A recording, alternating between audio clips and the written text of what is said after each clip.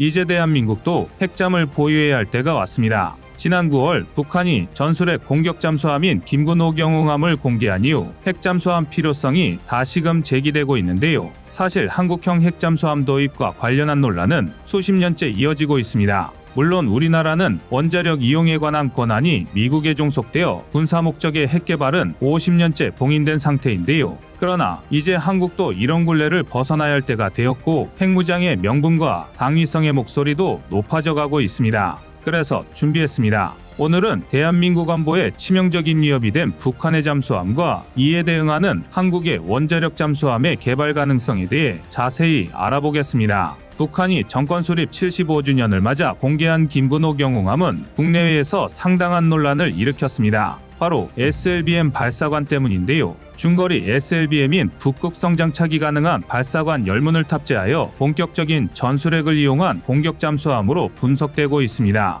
이뿐만이 아닙니다. 현재 북한의 핵무기 개발 속도를 보면 여기에 조만간 핵어뢰까지 탑재할 수 있을 것이라 예상되는데요. 따라서 김근호 경웅함이 북한 핵전략 무기의 새로운 표준이 되리라는 것은 너무나 자명한 사실입니다. 사실 북한은 지난 2015년부터 SLBM 발사를 시험해왔습니다. 잠수함 발사 탄도미사일의 SLBM은 이름처럼 잠수함에서 발사하는 탄도미사일로 이른바 상호 확증 파괴를 대표하는 무기체계로 꼽힙니다. 잠수함의 특징이자 장점인 은밀성 덕에 추적이 어려워 보복 공격의 핵심으로 여겨지는 것이죠. 때문에 SLBM 탑재 잠수함 개발은 전 세계 군사 강국들의 공통적인 의지였고 SLBM을 탑재한 핵 추진 잠수함 즉 SSB에는 전 세계 6개 국가만이 보유 중입니다. 만약 북한이 그들의 말처럼 전술핵 공격 잠수함을 완성했고 공표한 대로 잠수함의 동력 체계까지 바꾸게 된다면 전 세계 7번째 SSBN 보유국이 될 수 있을지도 모릅니다. 그렇게 된다면 북한은 작전 영역은 획기적으로 넓어져 미 본토까지 타격할 수 있게 될 것이고 어떤 적에게도 본토 타격만큼은 허락한 적이 없는 미국의 북한은 눈의 가시와 같은 존재가 되었습니다. 그런데 이런 강력한 대북 제재에도 불구하고 결국 북한은 핵무기 보유를 완성지었습니다. 그렇다면 이제 북한의 남은 방향성은 재래식 전력의 재편뿐입니다. 그리고 김근호 경웅함은 그 시작이라고 볼 수 있는데요. 강력한 비대칭 전력의 등장에 핵잠수함은 핵잠수함으로만 잡을 수 있다라는 논란이 불거진 건 어찌 보면 당연한 일이었습니다. 그러나 어쩌면 많은 사람이 오해하고 있는 부분이 흔히 말하는 핵잠수함은 핵무기를 싣고 다니는 잠수함을 말하는 것이 아니라 핵발전으로 추진력을 얻는 잠수함, 즉 원자력 추진 잠수함을 말하는 것입니다. 공격형 핵잠수함이라는 말 역시 원자력 추진 잠수함을 일컫는 것으로 핵무기 탑재와는 상관이 없습니다. 이런 측면에서 김근호 경웅함은 기존의 개념과 완전히 상반되는 잠수함입니다.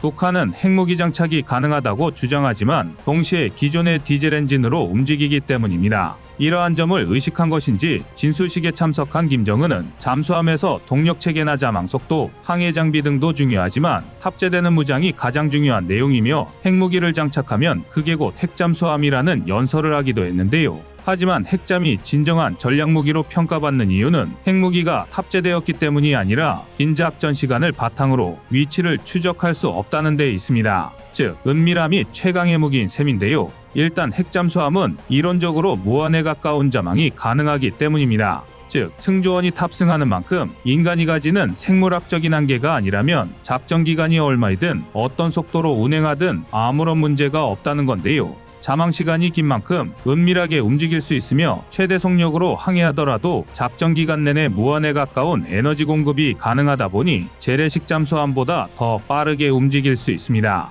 현재 미국의 주력 잠수함인 시울프급의 경우 구동체계인 S6W 원자로가 무려 30년이나 외부 연료 없이 작전을 수행할 수 있습니다. 여기에 더해 기본적인 속력 차이도 존재합니다. 오죽하면 핵잠을 KTX, 디젤 잠수함을 완행열차로 비교하기도 하는데요. 평균 시속을 살펴보면 디젤 잠수함의 평균 속도가 시속 15에서 18km에 불과하지만 핵잠은 시속 37에서 47km로 이동할 수 있습니다. 일반적인 디젤 잠수함이 지구 한 바퀴를 도는데 140일이 필요하지만 핵잠은 대략 40여일이 소요되는 셈이죠. 물론 대한민국의 도산 안창호급 잠수함이나 장보고3 배치2처럼 최대 시속 37km의 수중주행이 가능한 재래식 잠수함도 있지만 통상적으로 핵잠은 은밀함과 기동력 그리고 이에 따른 공격 능력까지 거의 모든 면에서 재래식 잠수함을 압도하는 스펙을 보여줍니다. 한번 적잠수함을 포착하면 계속해서 추적을 이어가야 하는데 이런 상황이라면 같은 핵잠수함으로 대응하는 게 가장 합리적인 방법일 것입니다. 상황이 이렇다 보니 일각에서는 경항모든 중형항모든 대한민국형 항모를 도입하는 것보다 핵잠수함 도입이 더 시급하다고 주장하기도 하는데요.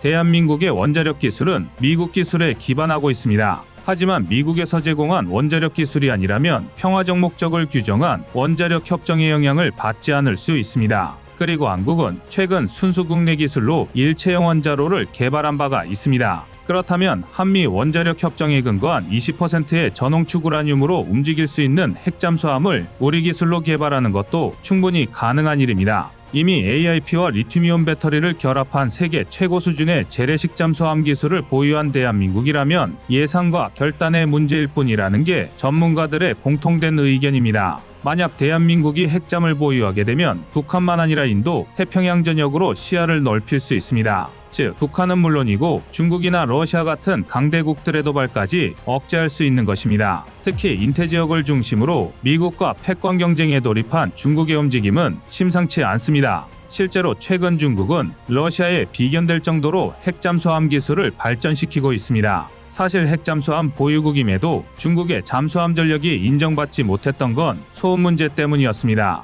은밀성이 생명인 잠수함에서 소음은 치명적일 수밖에 없는데 중국의 핵잠수함은 프로펠러 소음이 워낙 극심했던 탓에 탐지하기 쉬웠습니다. 일례로 지난 2021년에는 중국의 공구 3형 잠수함이 영국 항공모함 전단을 추적하다 발각되면서 국제적인 망신을 당하기도 했는데요. 그러나 최근에 문제의 원인인 프로펠러를 제거하고 펌프제트를 설치해 고질적인 소음 문제를 해결한 정황이 포착되고 있습니다. 그리고 이런 중국의 해양전력 강화는 미국뿐만 아니라 대한민국에도 큰 위협이 되고 있습니다. 지금까지의 시나리오라면 대만 다음에 중국이 노리는 것은 아시아의 패권이고 미국과 자유서방의 천병이라 할 수 있는 대한민국도 그 목표 중 하나일 것입니다. 그래서 대한민국은 이 같은 위협에 맞서기 위해 핵잠수함 개발이 가능한가 이런 물음에 도달할 수밖에 없습니다. 결론부터 말하자면 가능한 일입니다. 하지만 본격적인 내용을 진행하기 전에 한 가지 반드시 짚고 넘어가야 하는 내용이 있습니다. 전술의 뜻 우리나라는 1974년부터 원자력 이용에 관한 권한이 없었으며 42년 만에 개정된 한미 원자력 협정 개정안에서도 군사적 목적의 원자무기의 연구 및 개발이 철저히 금지되어 왔습니다.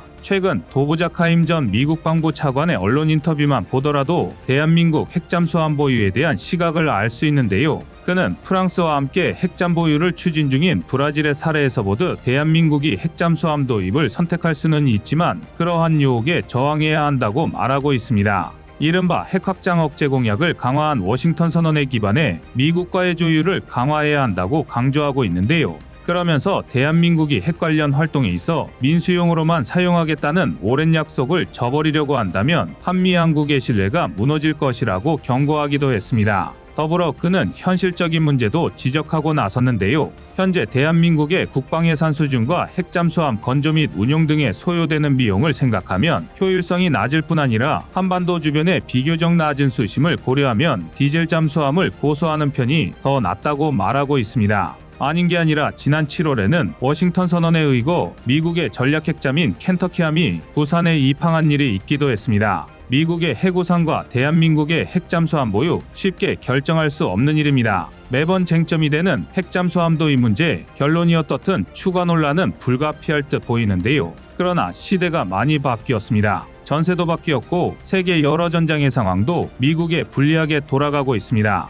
대한민국이 핵잠수함을 갖게 된다면 북한의 탄도미사일을 장착한 잠수함을 견제할 수 있으며 더 나아가 주변국의 도발을 억제하는 역할도 기대할 수 있습니다. 미국이 호주의 핵잠 기술을 이전하기로 한 것과 마찬가지 이치일 텐데요. 예를 들어 중국과 갈등이 고조됐을 때 우리의 진해군 기지에서 한국형 핵잠이 출동한다면 텐진과 칭다오를 방어하는 중국 북해함대와 상해를 담당하는 중국동 해함대는 발이 묶일 것입니다. 하루 1000km를 이동하는 한국형 핵잠이 바다 어디에서 떠올라 중국 본토를 향해 SLBM을 날릴지 모르기 때문이죠. 그동안 제기되었던 기술적인 문제도 이제는 큰 걸림돌이 아닙니다. 대부분의 전문가들은 우리나라의 자체 기술력만으로도 7년 내 핵잠수함 건조를 마칠 수 있을 것으로 전망하고 있습니다. 정작 문제는 대한민국이 핵잠을 보유했을 때 중국과 일본, 러시아의 극심한 반발입니다. 그렇지 않아도 시끄러운 동북아에 새로운 갈등이 생겨나는 것이죠. 그러나 이미 미국과 미의회가 호주의 예외를 인정하고 핵잠수함 기술을 이전한 전례를 만들어줬고, 러시아는 북한과 군사협력을 강화함으로써 핵무장의 명분까지 우리 손에 쥐어주었습니다.